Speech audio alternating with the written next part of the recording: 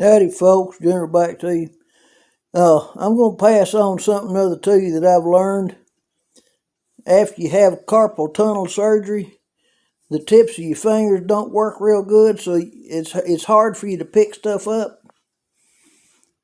And if you see a little piece of paper on the floor, it's just going to have to lay there, because you can sit there and pinch on that thing for 3 days and you ain't going to pick it up. But I've figured out a good way to pick it up.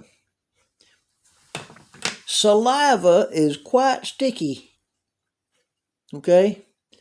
So you've got 2 or 3 things on the floor where it's falling, like if you're shredding paper or something. Now, I've just spread several pieces on the floor just for the sake of showing you how to do this.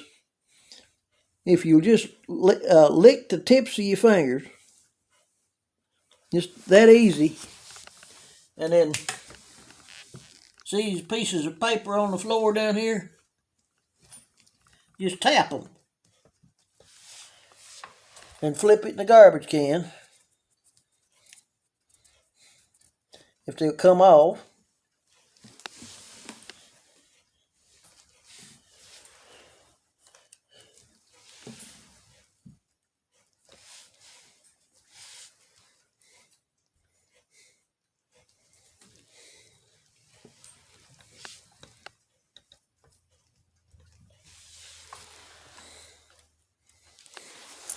Like that. And it's a real quick way of doing it. Your floor is clean anyway.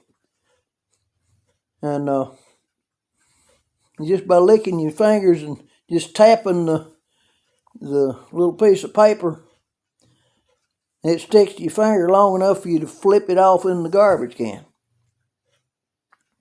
That sounds, petty, unless you can't pick the stuff up, and you don't want to see that same darn piece of paper sitting there, knowing that you're going to either have to sweep it up and pick it up with a dustpan, because your darn fingers don't work.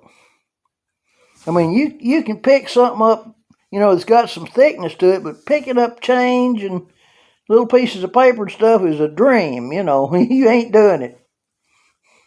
But anyway, there's you another little life lesson.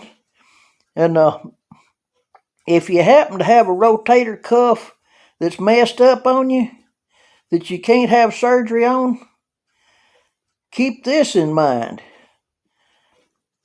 The closer you keep your elbow to your waist, the more you can do if your rotator cuff is messed up.